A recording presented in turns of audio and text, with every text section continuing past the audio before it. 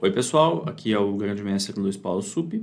Eu estou aqui para mais uma videoaula a respeito da abertura inglesa. Bom, na videoaula passada nós vimos uma partida incrível do Botvinnik nas estruturas de C4 e 5. Para quem recomendo que não pulem de forma alguma essa videoaula, porque ali não só nós estudamos uma partida excepcional, vimos alguns temas típicos ali da inglesa mesmo.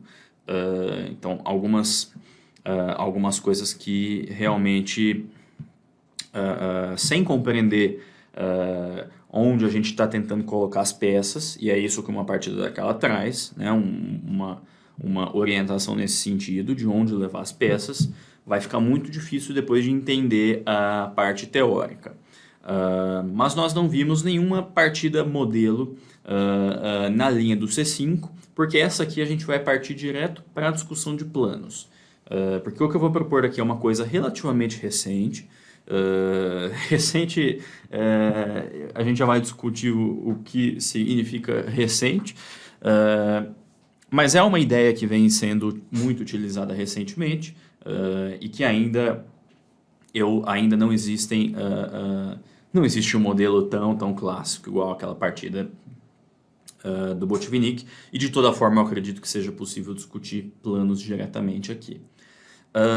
Então depois de C4, pessoal, nessa videoaula a gente vai estudar o que fazer contra o C5. Junto com E5, esse é o segundo lance mais importante. Não digo nem na ordem, né? Eu acho que E5 e C5 juntos são os dois lances mais importantes contra C4. Então, acredito que faça bastante sentido começarmos estudando aqui a teoria e a ideia que eu vou propor contra o C5. Então, depois de C5, cavalo C3. É um lance absolutamente normal, G3 também. Esse bispo sai por aqui. E aqui onde vai entrar a minha sugestão, vocês podem, na medida que vocês forem acompanhando as minhas recomendações nas mais variadas aberturas, vocês vão notar que eu sempre tento escolher um caminho um pouco menos convencional, mas que também seja interessante, né? Eu não estou tentando aqui escolher linhas duvidosas. Então precisa ser algo realmente bem fundamentado. E o lance que eu vou propor aqui é o lance B3. É um lance que tem um aspecto muito... a primeira vez que eu vi esse lance foi em uma partida do Jim Liren, e me causou uma impressão estranhíssima. Mas logo após logo após a partida do Jim Liren, essa partida começou, essa linha, né, começou a experimentar um crescimento grande de popularidade. Então nós vamos dar uma olhada mais a fundo nisso aqui hoje, tá? Antes, só queria mencionar que a variante mais clássica surge aqui depois de cavalo F3, cavalo F6, roque. Eu já vou dizer, o preto tem outras opções também, mas assim, a ideia mais clássica é essa aqui de jogar A3 e B4, tá? Inclusive nós vimos o Botvinnik fazendo isso na linha do E5. Na linha do E5 eu vou recomendar realmente o sistema mais clássico e mais tradicional, porque eu acredito que seja o suficientemente bom, né? Não acho que a gente tem que fugir daquilo ali, não vejo motivo para a gente tentar escapar daquilo. Agora, eu quero me afastar disso aqui, pessoal, por conta da linha depois de cavalo F3, da linha com E5. Essa linha com E5 é uma linha incômoda. Os jogadores geralmente de inglesa se incomodam, os jogadores de inglesa de brancas, no geral, se incomodam um pouco de jogar contra isso aqui. E eu não vou, nesse caso, procurar ser uma exceção, porque eu acredito que essa realmente seja uma boa opção para o preto.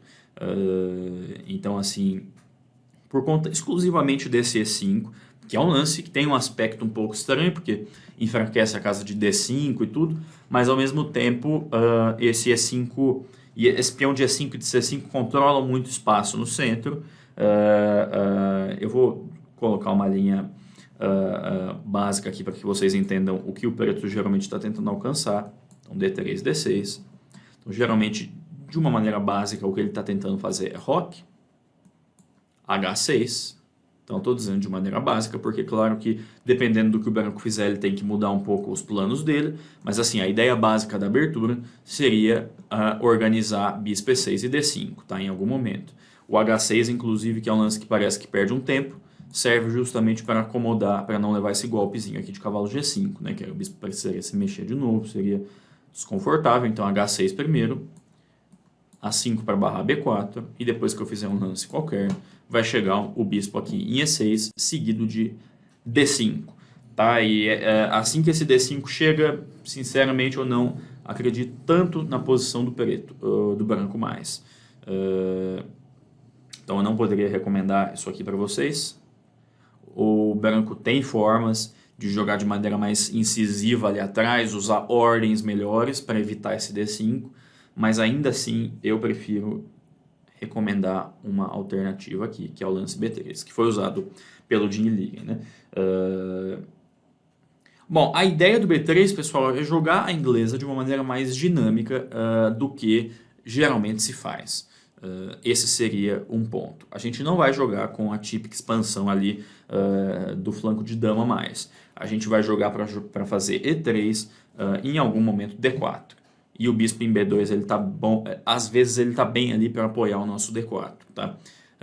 Então isso em alguns momentos. Em outros, a gente vai usar o bispo em B2 para sair com o cavalo da frente e trocar com aquele bispo dele ali de G7, que é um bispo que muitas vezes ajuda a proteger o rei dele, então isso pode dar chances adicionais de ataque para a gente. E ainda tem outros planos aqui, então é uma posição muito rica aqui em ideias, né? Mais do que as posições com A3 de modo geral. Isso foi o que me atraiu nessa linha. Vamos começar do lance mais natural, cavalo F6, B2, roque. E agora vem o nosso ponto, pessoal. Peão vem para E3. E o peão vem para E3 para que a gente possa fazer, vou pontuar mais uma vez, para que a gente possa montar um esquema mais flexível do que aquele de simplesmente atacar no flanco de dama. Então aqui a gente vai jogar E3, cavalo E2 e vai fazer D3 ou D4. Mas D3 já basta, no sentido de montar uma posição flexível. A gente vai ver que essa posição é muito flexível, essa de E3 e D3. Vou fazer mais um lance normal para o preto, tá? D5 aqui é um lance que chama um pouco a atenção, pessoal, mas ele não funciona tão bem, porque C por D5, cavalo por D5, agora esse é um golpe, tá, pessoal? Porque esse cavalo por bispo por B2 é um problema. Nós perdemos o nosso bispo preto, o nosso bispo de casas pretas. Só que aqui o branco tem uma surpresinha preparada para o preto, que é bispo por D5. E o argumento tático é de que depois de bispo por C3, nós temos aqui o terrível lance DC3, que defende o bispo de D5. Esse é o ponto onde a gente pega ele, né? Porque outros lances aqui, eu sinceramente não gostaria mais da posição do branco. Por exemplo, se bispo por e dama por D5, os buracos nas casas brancas aqui do branco são consideráveis, né? Tá tudo esburacado, a nossa torre está caindo, essa não é uma boa posição. Só que felizmente nós temos aqui DC, que defende, não só recaptura o bispo que ele tomou, como ainda defende o nosso bispo de D5. O branco aqui tem uma peça mais inteira, o preto está perdido. Então esse D5 ainda não funciona, o preto tem que jogar de maneira mais conservadora aqui com D6. E aí a gente vem cavalo E2. Bom, e depois de cavalo E2, pessoal, o preto pode desenvolver de várias formas, né? Por exemplo, o bispo F5 poderia ser um lance. E de modo geral, pessoal, joguem com o peão em D3. Porque colocando o peão em D3, vocês ainda mantêm a opção de, em alguns casos, jogar estruturas diferentes. Então mantenha a estrutura mais flexível e deixem para escolher entre D3 e D4 mais para frente, quando o desenvolvimento já estiver completo. Essa seria a minha recomendação. Inclusive, recentemente teve uma partida novamente do Jim Liggins aqui, contra o Vidic. Ele jogou D3 essa posição. E depois de cavalo B4, feito pelo Vidic, que é um lance bem provocativo, né? Tá pedindo para levar E4. o bispo voltou para D7, e depois de roque. A posição do branco, pessoal, a gente já discutiu essa estrutura antes, porque tem um buraco aqui em D4, mas a posição do branco é muito flexível, assim, cheia de planos. Eu vou mencionar um deles. Eu vou fazer alguns lances aqui normais para o preto, porque o plano do branco é dama D2, seguido de F4 mesmo, torre de A1. Em algum momento a gente pode preparar a ruptura em E5, ou jogar com F5, começar a ganhar espaço ali no flanco de rei com F5, H3, G4, ganhar espaço ali no flanco de rei, essa também seria uma ideia. E a outra, pessoal, essa é a vantagem de manter o peão em D3, a flexibilidade, é que a gente pode chegar aqui e jogar D3, né? E jogar D4, né? Ou seja, a gente não perdeu a oportunidade do D4. Se ele tentar barrar, tirar essa oportunidade de nós fazemos F4 e F5 e começamos uma expansão ali no flanco de rei à la Índia do Rei. Quem estudou a Índia do Rei aqui comigo sabe que esse plano vem de lá, né? Joga F5, H3, G4 e tenta ganhar por ataque ali no flanco de rei. Então essa ideia, ok, bispo F5 pode ser feito, mas cavalo B4 é um lance um pouco questionável, né? Ele tá começando a provocar um pouco demais, digamos assim, né? Então bispo F5 a gente pode dizer que não é um lance tão preocupante, então bispo D7 seria um lance um pouco mais cauteloso, né? Desenvolvendo ele para uma casa ali mais normal, e aqui a gente pode jogar D3, seguido de dama D2, roque. E chegando aqui, pessoal, a gente pode escolher entre vários planos de novo. Por exemplo, um plano que eu gosto bastante aqui nessas posições é fazer cavalo D5 quando o bispo de B2 puder ser tomado pela dama desse jeito. Porque aí surgem posições assim, de toma, toma, esse cavalo sai para algum lugar, bispo por, rei por. E o branco fica sempre com essa vantagenzinha aí de espaço por conta do peão ali de D5 que restringe todo mundo, né? Esse peão de D5 restringe o preto de maneira bem de maneira bem importante. Aqui o branco está pronto aqui para fazer todo tipo de lances, como por exemplo D4 ou E4 seguido de F4 e F5. Eu vou até executar no tabuleiro essa ideia típica aqui de ataque para vocês já irem se familiarizando com isso. Então E4 seguido de F4. Vou tentar arrumar esse cavalo estúpido ali de A7. F5, e o rei preto aqui está sofrendo um ataque possivelmente de mate. Né? Vou dobrar na coluna F e isso não promete terminar bem. Então, resumindo um pouco o que nós vimos até aqui, a gente ainda tem uma linha importante para ver, mas a ideia central aqui, pessoal, seria desenvolver as peças dessa forma que nós falamos. Esse bispo vem para B2, esse peão vem para cá para o cavalo conseguir vir para E2, D5 a gente viu que não funciona. Então o cavalo vem para E2, seguido de D3, dama D2, roque. E esse aqui é o esqueminha que a gente está tentando montar. Os cavalos ficam assim, os dois bispos estão fianquetados, e a posição do branco aqui é muito... ela tem mais de um plano possível aqui. Eu mencionei o plano de cavalo D5, mencionei o de D4, mencionei o de jogar E4 em alguns casos, né? Em todos eles a posição do branco é boa e sólida o suficiente, né? Então, isso aqui não está funcionando também. Agora, a parte curiosa é que eu joguei essa posição recentemente, pessoal, saí muito mal da abertura, tentei jogar com E5, porque vocês lembram que não foi através dessa exata ordem, tá, pessoal? Porque o meu adversário naquele momento começou com E3, tá? Acredito que não vale tanto a pena a gente entrar em detalhes do porquê não E3, mas eu acredito que o B3 seja um lance mais preciso. Então, eu acho que não vale a pena porque não é uma questão tão relevante, tá? O E3 também é possível e tudo. Então não foi através dessa ordem, mas nós chegamos até aqui rápido. Então eu joguei esse E5, porque, bom, eu acabei de dizer para vocês que quando eu estou de brancas eu fico um pouco incomodado, né? Quando o preto aqui atrás utiliza esse E5 aqui. Então eu tentei usar nessa ordem também. Só que aqui o esquema de cavalo E2 ele acaba se provando muito mais útil para barrar o D5 do que o cavalo estando ali em F3. Então, vou passar alguns lances, logo a gente chega na posição da partida. Então depois de E5, bispo B2, cavalo E7, E3. Nós já estamos na posição da partida, tá, pessoal? E depois de D6 e D3, já surgiu um problema, na verdade. Porque o D5 não é mais possível. A hora que eu jogar bispo E6, pessoal, como o cavalo dele está aqui em E2 desse jeito, e o bispo já tem a diagonal aberta, ele pode plugar o cavalo em D5. Não, nesse caso nós, né? Porque agora a gente está do lado certo. Então o cavalo pula para D5, o D5 não vai chegar mais, não existe nenhuma perspectiva de que esse lance vai acontecer mais. E com o D5 não chegando, a gente pode argumentar que realmente a casa de D5 virou um problema. Né? Coisa que não era verdade enquanto até o ponto onde o preto conseguiu organizar um D5 rápido. Aqui isso não está mais acontecendo. Naquela parte, inclusive quando chega num cenário desse, pessoal, o plano aqui passa a ser, o plano aqui continua sendo o mesmo. Vocês vão jogar, vou só fazer alguns lances naturais aqui pro preto, roque, dama D7 roque, vamos dizer que eu centralize a minha torre, ou que eu tente organizar B5 com torre B8, B5, dama D2 é o lance que vocês vão fazer. E quando chegar esse tipo de B5, pessoal, é importante que vocês nunca tomem esse peão de B5. Esperem ele tomar em C4. Porque, por exemplo, vou fazer um lance centralizando a minha torre. Porque no momento que ele tomar em C4, nessas posições vocês tomam de D.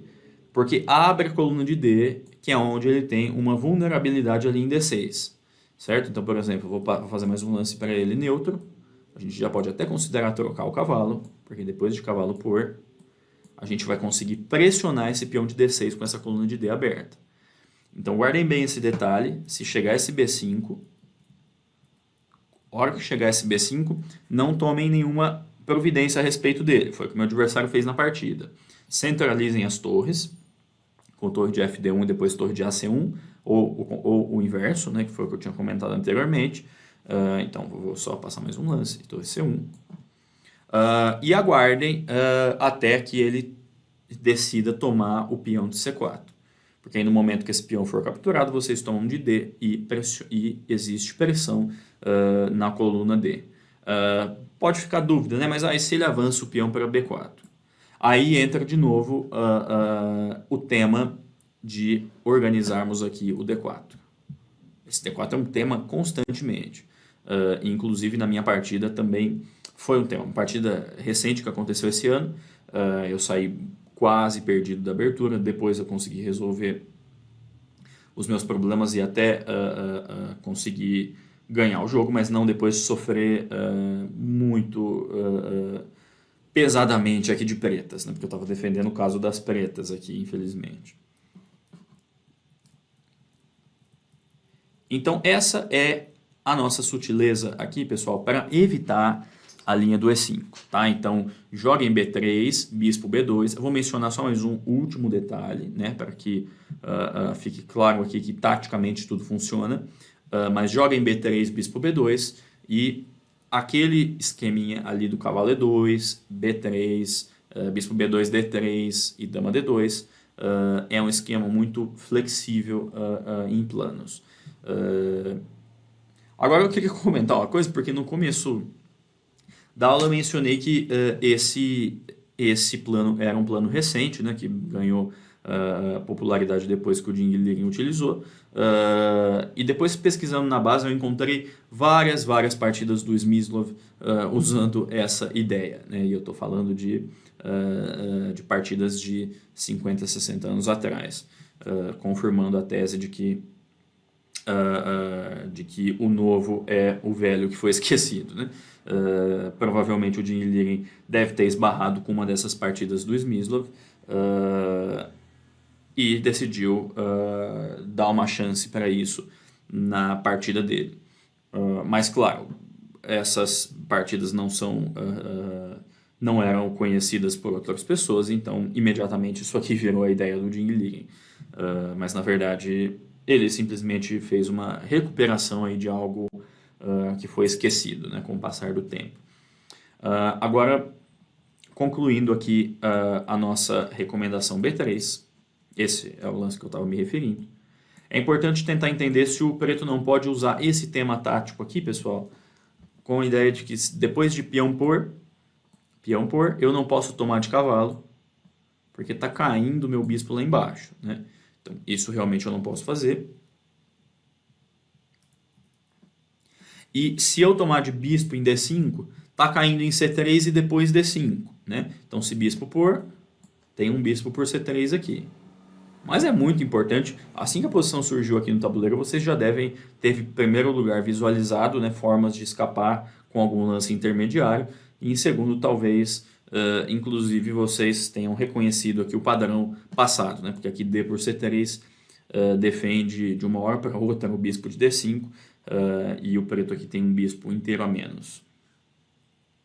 Mais um outro, como se não bastasse esse problema, ainda tem um segundo que eu posso tomar em C6 com cheque. E depois de BC, bispo por C3. E, bom, o meu peão a menos, o branco tem um peão a mais aqui, sem muita compensação, né? Então, isso conclui aqui o nosso vídeo de C5, tá, pessoal? Então, guardem bem essa nossa ideia. Então, a ideia é jogar B3, e eu acredito que isso aqui vai colocar problemas novos, porque os jogadores estão muito habituados a jogar essas posições de inglesa só através desse tipo de A3 e B4. Mas aqui a gente está tratando essas posições de uma outra forma. Então vejo vocês no vídeo seguinte, onde nós vamos falar sobre C4 e depois de C4 o lance E5 para o preto.